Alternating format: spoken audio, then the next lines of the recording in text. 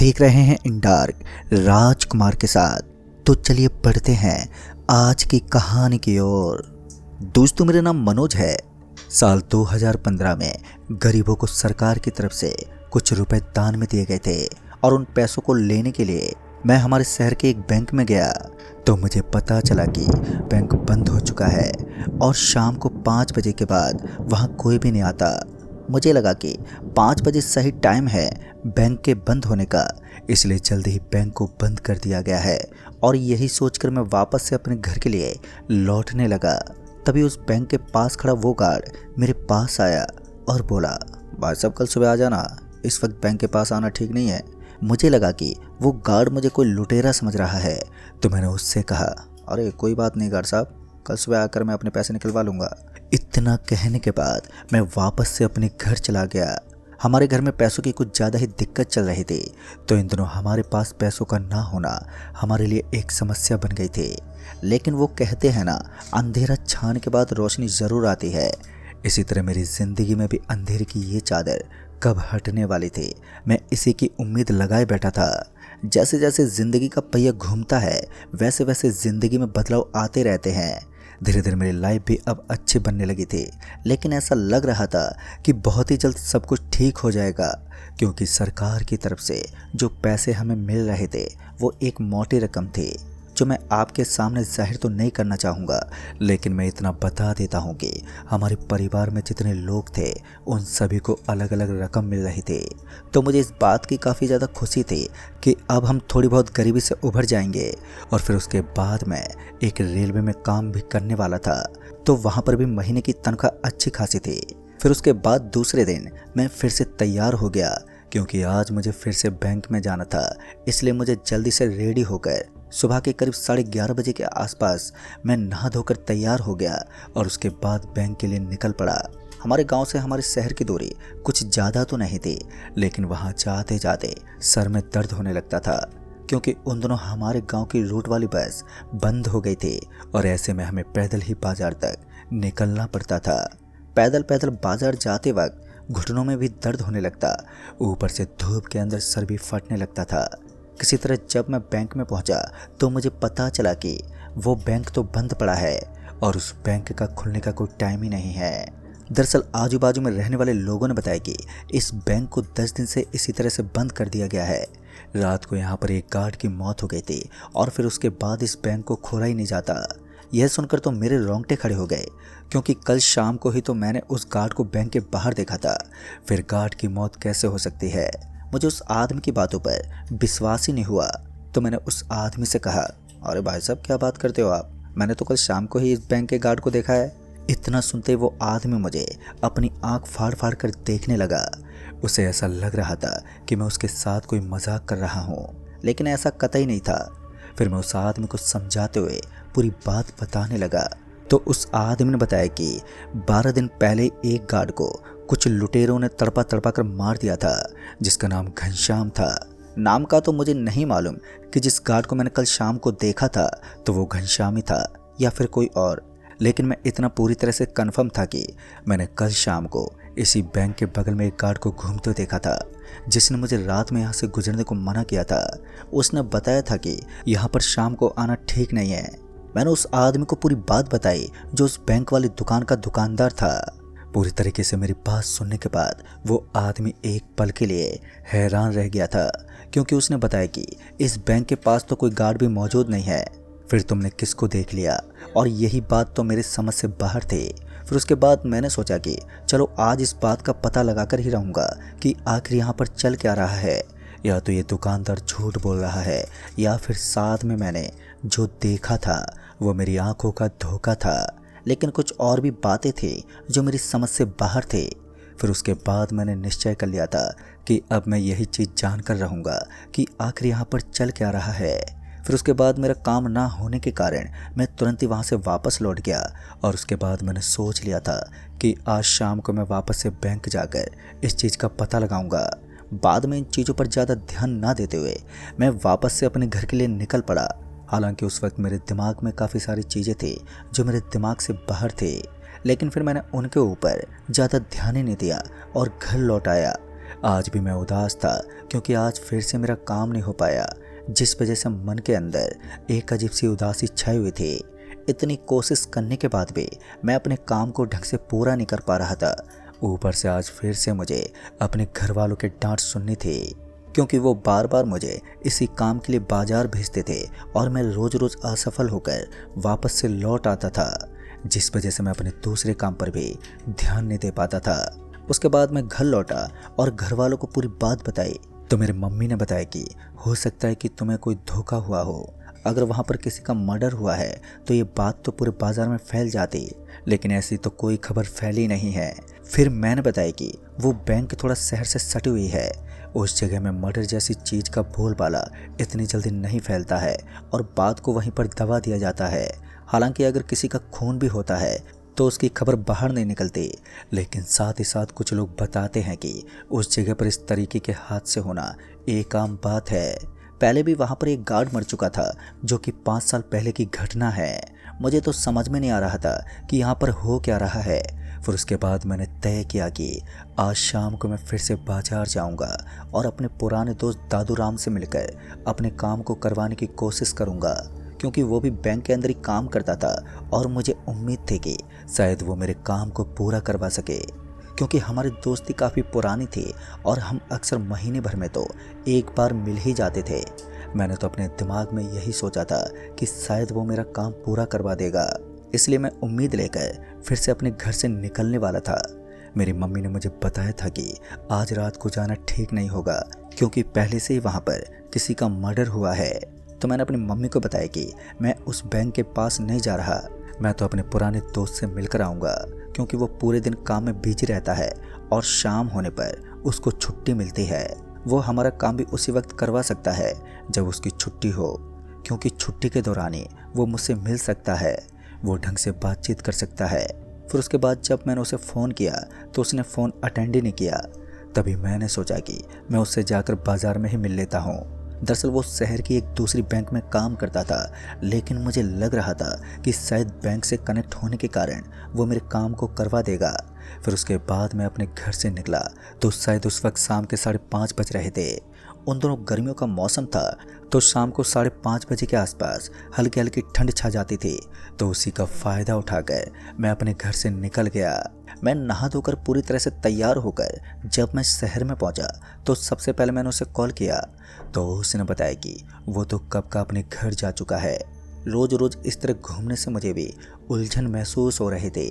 फिर उसके बाद मैंने उसे पूरी बात बताई, तो उसने कहा कि मुझे कल शाम को आकर उससे मिलना होगा, या फिर मैं सीधा उसके घर जाकर उससे मिल सकूं।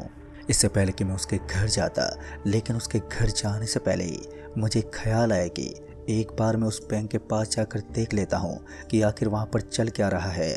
मम्मी ने तो मुझे वहाँ पर जाने से मना कर दिया था, लेकिन इसके बावजूद भी मैंने सोचा कि शायद कोई आदमी मिल जाने पर अपना काम भी हो सकता है। फिर उसके बाद मैं उसी बात पर उस बैंक के लिए निकल गया। जब मैं उस बैंक के पास पहुँचा तो मैंने देखा कि वो बैंक बंद पड़ी थी और वहाँ पर मुझे कोई भी नज़र नहीं आ रहा था। तभी मैंने सोचा कि शायद सच में यहाँ पर किसी का मर्डर हुआ है और अब इस बैंक को बंद कर दिया गया है। यही सोचकर मैं वापस से पलटा, लेकिन उसी वक्त मुझे किसी का सफ़ेद कलर का शर्ट नज़र आया और उस शर्ट को देखते ही मेरी आंखें एकदम से फड़फड़ाने लगी। दरअसल मुझे ऐसा लग रहा था कि ये वही आदमी है जो मुझे कल शाम को यहाँ पर मिला था।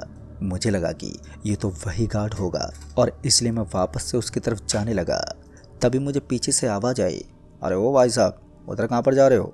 जैसे ही मैंने पलट कर देखा तो मैंने पाया कि वहाँ पर एक पुलिस वाला आ गया था और उस पुलिस वाले ने बताया कि यहाँ पर पहले से कोई कांड हो गया है, यहाँ मंडराने की हिम्मत मत करना, अगर दोबारा यहाँ पर दिखे तो तुम्हें अंदर डाल दूंगा। पुलिस वाले की बात सुनकर मैं थोड़ा डर गया था, तो मैं उसी वक्त वापस से पलटा और वहाँ से निकल गया। मुझे लग रहा था कि शायद सच में वो मुझे अंदर न डाल दे, और फिर उसके बाद मैं इन चीज़ों को नज़रअंदाज करके वापस से वहाँ से निकलने ही वाला था कि फिर एक बार मेरे मन में सवाल उठने लगा कि सफ़ेद रंग का शर्ट पहने वो आदमी कौन था। इसलिए मैं एक बार फिर पीछे पलट गया और जैसे ही मैंने पीछे मुड़कर देखा तो मैंने पाया कि ये वही आदमी था जो मुझे कल शाम को यहाँ पर मिला था, यानी कि वही बंदा जो मुझे गार्ड के भेष में नज़र आ रहा था।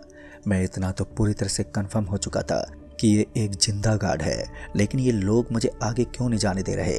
फिर वो अपने हाथ से मुझे अपनी ओर बुलाने लगा, लेकिन उस वक्त मुझे वो पुलिस वाला वहीं पर नजर आ रहा था। तो मैंने सोचा कि चलो मैं इस गार्ड से बाद में मिल लेता हूँ, और इतना सोचने के बाद मैं वहाँ से वापस से निकल गया और सीधा बाजार में पहुँचा। उसके बाद मैं बाजार में पहुँचा तो पता नहीं क्यों, लेकिन मुझे उस गार्ड से मिलना था जो मुझे अपने हाथ से अपनी ओर बुला रहा था। मुझे ऐसा लग रहा था कि शायद वो मेरे काम को करने में मेरी मदद कर सके, क्योंकि काफ़ी दिनों से मैं इस काम को करने की कोशिश कर रहा हूँ, लेकिन इसके बावजूद भी मेरा काम नहीं हो पा रहा था। इसलिए मैंने सोचा कि शायद वो आदमी मेरा काम करवा सकता है, क्योंकि एक गार्ड की जानकारी तो बैंक में ही होती है। भले ही वहाँ पर किसी का मर्डर हुआ हो, लेकिन मैंने सोचा कि अपना काम तो बन ही जाएगा। यही सोचकर मैं उस काम को करवाने की पूरी कोशिश में जुट गया। फिर उसके बाद रात के लगभग 7:30 या 8 बजे तक मैं वहीं पर रुका रहा।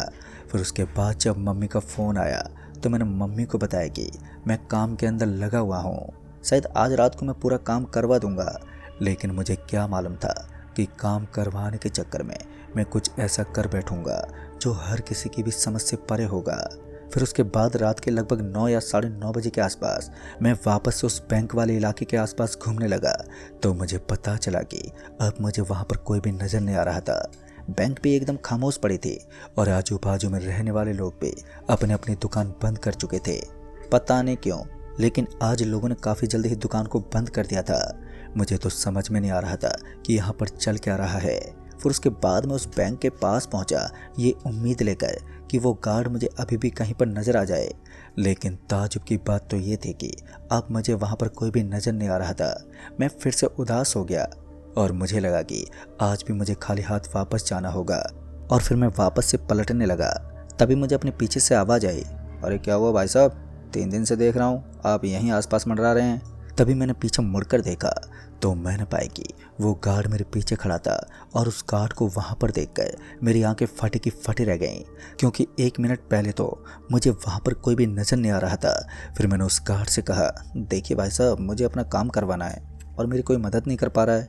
डॉक्यूमेंट्स में कुछ गड़बड़ हुई थी, उनको जमा करवाने के बाद मैंने उस गलती को भी सुधार दिया था, लेकिन अभी तक पैसों का कोई ठिकाना नहीं है कि वो कब तक आएंगे। तो उस गार्ड ने कहा, आप चिंता मत करो, मैं आपका काम 3 दिन में करवा दूंगा, लेकिन आपको भी मेरा काम करना होगा। उस वक्त मैं मजबूर हो गया था। मुझे लगा कि शायद ये गार्ड मेरा काम करवा सकता है, तो मैं इसका काम क्यों नहीं कर सकता। फिर उसने कहा, देखो आराम से सोच लो, क्योंकि जो काम मैं आपसे करवाऊंगा वो काम बहुत ज़्यादा मुश्किल होने वाला है। एक समय के लिए मैं उस गार्ड के चेहरे की तरफ देखने लगा, क्योंकि मुझे ऐसा लग रहा था कि वो कोई मुझे डिफ़िकल्ट काम ही देने वाला है, वरना ऐसा क्या काम होगा जो एक गार्ड नहीं कर सकता और मैं कर सकता हूँ।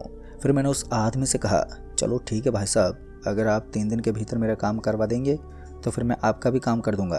तो फिर उस गार्ड ने कहा, तुम्हें आज के आज मेरा काम करना होगा, तब मैं तुम्हारा काम करवा दूंगा। अब तक उस गार्ड ने मुझे सोचने पर मजबूर कर दिया था, क्योंकि पहले मुझे उसका काम करना था और उसके बाद ना चाहते हुए भी मैंने उस गार्ड को हाँ बोल दिया। और उसके बाद उसने मुझे काम बताया। उसने कहा कि आज की रात 11:30 बजे मुझे इस बैंक के करीब से एक पोटली उठानी है, और उस पोटली के अंदर क्या है मुझे इस चीज़ का पता नहीं लगाना, और ना ही किसी को इस चीज़ के बारे में पता लगने देना है। और याद रहे, मुझे इस पोटली को गांव के बाहर वाले कचरे वाले नाले के अंदर डाल देना है। उस नाले के अंदर उस पोटली के साथ साथ मुझे भी घुस जाना है, और उसके बाद तुम्हें जो करना है वो आगे खुद ब खुद पता चल जाएगा। अब तक मुझे ये चीज़ नॉर्मल लग रही थी, लेकिन पोटली का नाम सुनते ही मुझे एक अजीब सी फीलिंग आ गई थी। मुझे उस गार्ड की बातें कुछ अटपटी लग रही थी, और मैंने उस गार्ड से काफ़ी ज़्यादा रिक्वेस्ट भी की थी मुझसे वो ऐसा काम ना करवाए, मुझे कुछ और काम बता दे। मगर उसने बताया कि इस काम के अंदर कोई खतरा नहीं है, हालांकि जाते वक्त तुम्हारे लिए थोड़ा बहुत रिस्क हो सकता है, लेकिन तुम अगर काम को ढंग से कर पाए तो तुम्हारे साथ कोई भी अनहोनी नहीं होगी। किसी भी हालत में मैं इस काम को करने के लिए राजी नहीं था, लेकिन इसके बावजूद मुझे अपने काम के कारण इस काम को करने पर मजबूर होना पड़ा। उसके बाद उस गार्ड ने मुझे उस पोटली के बारे में बताया। तो उसने बताया कि इस बैंक के पिछले वाले हिस्से की तरफ एक कूड़ा पात्र है, और उस कूड़ा पात्र के अंदर ही मुझे एक वो पोटली मिल जाएगी। उस पोटली का कलर सफ़ेद है, और उसके अंदर कुछ चीज़ें हैं जिनके ऊपर मुझे बिल्कुल भी ध्यान नहीं देना है, और उन चीज़ों को लेकर मुझे उस नाले से होते हुए एक सुरंग में जाना है। वो खुफिया सुरंग कहाँ पर है और कहाँ पर नहीं, इस बात के बारे में बिल्कुल नहीं जानता। और अगर मैं वहाँ पर पहुँच भी गया तो फिर भी मुझे उस रास्ते के बारे में कुछ पता नहीं रहेगा। लेकिन आते वक्त मुझे कोई और एकदम सही सलामत वहाँ तक छोड़ देगा। मुझे लगा कि वो आदमी ठीक ही कह रहा है और उसके बाद मैं उस कूड़ा करकट गिराने वाले पात्र के पास पहुँच गया। और जैसे मैं वहाँ पर पहुँचा तो मैंने देखा कि उसके अंदर एक सफ़ेद रंग की पोटली पड़ी हुई थी। फिर मैं उस पोटली को उठाने लगा। पोटली थोड़ी ज़्यादा भारी थी तो उसे उठाने में थोड़ी दिक्कत हो रही थी, लेकिन किसी तरह मैंने उसे अपने कंधे पर उठा लिया। लगभग 1 किलोमीटर तक मुझे उस पोटली को लेकर चलना था। मुझे तो समझ में नहीं आ रहा था कि आखिर ये कौन सा नियम होता है। अगर वो आदमी मुझसे काम करवाना चाहता है तो मुझे ऐसे अटपटे काम क्यों दे रहा है। मुझे कुछ समझ में नहीं आ रहा था, लेकिन अब तो मैं पूरी तरह से आत्मसमर्पण कर चुका था। तो मैंने सोचा कि अब मैं इस पोटली को एकदम सही जगह पर डिलीवर कर देता हूँ। फिर उसके बाद मैं उस पोटली को उठाकर वहाँ से निकल पड़ा। सबसे पहले मैं उस नाले के पास पहुँचा और मुझे इस बात का ध्यान रखना था कि कोई मुझे जाते वक्त देख ना ले, इसलिए मैं आराम के साथ उस पोटली को लेकर चुपचाप चलता रहा। कुछ दूर आगे जाने के बाद मुझे उस नाले के अंदर कुछ सीढ़ियाँ बनी हुई नजर आई। उसके बाद जैसे मेरी नज़र उन सीढ़ियों पर पड़ी तो मैं जल्दी से उनके ऊपर चढ़ गया और फिर उस नाले के अंदर उतरने लगा। मुझे लग रहा था कि वो नाला कोई छोटा मोटा नाला होगा, लेकिन जैसे मैं नीचे उतरा तो मैंने देखा कि ये तो काफ़ी गहरा नाला था और उसके साथ इसकी चौड़ाई भी काफ़ी ज़्यादा थी। पानी बस मेरे पैरों तक ही आ रहा था। फिर मैं उस पोटली को लेकर अपने पैर में जूते पहने चुपचाप निकलने लगा। मुझे आगे आगे एक तीर का निशान नज़र आ रहा था। मुझे उसी तरफ चलना था। कुछ देर तक तो मैं ऐसे ही चलता रहा। फिर उसके बाद मुझे अपने सामने की तरफ से लाल रंग के कपड़े पहने एक आदमी नजर आया और उस आदमी ने मेरे सामने अपना हाथ दिखाते हुए कहा, बैंक के गार्ड ने तुम्हें यहाँ पर भेजा है ना? तो उसके बाद मैंने अपनी गर्दन हिलाई और उसे हाँ में जवाब दिया। फिर उसने कहा, चुपचाप मेरे पीछे पीछे आ जाओ और हाँ, गलती से भी आजू बाजू मत देखना वरना डर के मारे कलेजा निकल जाएगा। ये सुनकर मैं थोड़ा डर गया था, लेकिन फिर मैं उस आदमी के पीछे पीछे चलने लगा। जैसे कि उस आदमी ने कहा था कि चुपचाप मेरे पीछे पीछे आ जाना, तो मैंने वैसा ही किया। मैं उस आदमी के जस्ट पीछे पीछे चलने लगा। फिर कुछ देर के बाद में मुझे वो आदमी लेकर किसी एक ऐसी जगह पर पहुंचा जहां पर चारों तरफ से मुझे किसी गुफा की तरह नजर आ रहा था और ऐसा लग रहा था कि मैं किसी गुफा के अंदर पहुंच गया हूँ। चारों तरफ और कुछ भी नज़र नहीं आ रहा था और ऐसा ही लग रहा था कि यहाँ रोशनी जैसे नाम की कोई चीज़ होती नहीं है। घनघोर अंधेरे के साथ साथ अजीब सा सन्नाटा, जिसकी वजह से मुझे हल्का हल्का डर भी महसूस हो रहा था। लेकिन फिर उसके बाद मैं किसी तरह खामोश हो गए उस आदमी के पीछे पीछे चलता रहा। अभी मैं उस आदमी के पीछे चल ही रहा था कि अचानक ही मेरा ध्यान उस आदमी के कदमों की आवाज़ पर गया। मुझे ऐसा लग रहा था कि उसके कदमों की आवाज़ ही नहीं आ रही है। जहाँ पर मेरे कदमों की आवाज़ मुझे साफ साफ सुनाई दे रही थी, तो उसके कदमों की आवाज़ छू मंतर हो गई थी। और ये चीज़ मैं काफ़ी देर से नोट कर रहा था। मैं उस आदमी के पीछे पीछे चलता हुआ एक ऐसी जगह पर आ गया था जहाँ पर मुझे सामने की तरफ एक लंबा सा अजीब सा जानवर जैसे टाइप में कुछ नज़र आ रहा था। इसी बीच मसाल से जलती हुई रोशनी में मुझे उस आदमी के कदम दिखाई दिए। जैसे मैंने उसके पैरों की तरफ देखा तो मेरी आंखें फटी की फटी रह गईं। मेरे दिल के अंदर एक तहलका सा मच गया था। मेरा पूरा शरीर डर के मारे थर थर काँप रहा था। दरअसल मैंने देखा कि उस आदमी के पैर पीछे की तरफ घूमे हुए थे और साथ ही उसके पैर आधे इंच हवा में उठे हुए थे, जिस वजह से मुझे उसके कदमों की आवाज़ सुनाई नहीं दे रही थी। यह सब देखकर तो मैं इतनी बुरी तरह डर गया था कि मैंने उस पोटली को वहीं फेंक दिया और उसके बाद तेज गति से वहाँ से भागने लगा। मैंने एक बार भी पीछे मुड़कर नहीं देखा और सरपट भागा। और फिर कुछ दूर आगे जाकर मुझे इस बात का ख्याल आया कि मैं तो रास्ते के बारे में बिल्कुल भी नहीं जानता, फिर मैं आगे कैसे जाऊंगा। और यही बात मेरे दिमाग में थी कि तभी अचानक ही मेरे पाँव में कुछ लगा और मैं ज़ोर से नीचे गिर पड़ा। जैसे ही मैं नीचे गिरा तो मैंने देखा कि मेरे आजू बाजू में मुझे काफ़ी सारे आदमी मंडराते हुए नज़र आ रहे थे और ऐसा लग रहा था कि ये सभी आदमी मुझे चोट पहुंचाना चाहते हैं। उनके हाथ में अजीब से हथियार थे। उस वक्त मैंने हिम्मत दिखाई और किसी तरह अपने आराध्य भगवान को याद करके फिर से वहाँ से भागने लगा। मैं तो मन ही मन अब भगवान का नाम जप रहा था और इस बार मैं उसी तरफ भागता रहा जिस तरफ से मुझे भागने का मन कर रहा था। कुछ देर तक तो मन ही मन के अंदर भगवान का नाम जपने के बाद मुझे अपने सामने एक तेज रोशनी चमकती हुई नजर आई और उस रोशनी को देखकर मेरे मन में एक अजीब सी फीलिंग आ रही थी उसी वक्त मैं उस रोशनी की तरफ भागने लगा और जिस तरफ मैं भाग रहा था उस तरफ वो लगातार चमकती जा रही थी। फिर उसके बाद मैं उस नाले से बाहर निकला और मुझे एक चैन की सांस आई। उस रात तो मैं अपने घर लौट गया, लेकिन आगे मेरे साथ क्या हुआ, बैंक के पास नजर आने वाला वो गार्ड कौन था और आखिर मेरी जिंदगी के साथ खिलवाड़ किसने किया, और उस नाले के अंदर ऐसे कौन से शैतान हैं जो आज भी वास करते हैं, साथ ही वहाँ पर हुई सारी घटनाओं के बारे में मैं आप सभी को बिल्कुल भी नहीं बता सकता, क्योंकि वो एक राज है और आज भी एक राज बना हुआ है। तो दोस्तों, इस कहानी में बस इतना ही। कहानी आपको पसंद आई हो तो वीडियो को लाइक शेयर जरूर कर दें और साथ ही हमें नीचे कमेंट बॉक्स में ज़रूर बताएं। तो मैं आपका दोस्त राजकुमार जल्द ही मिलूंगा ऐसी एक और नई कहानी के साथ। तब तक के लिए बाय एंड टेक केयर।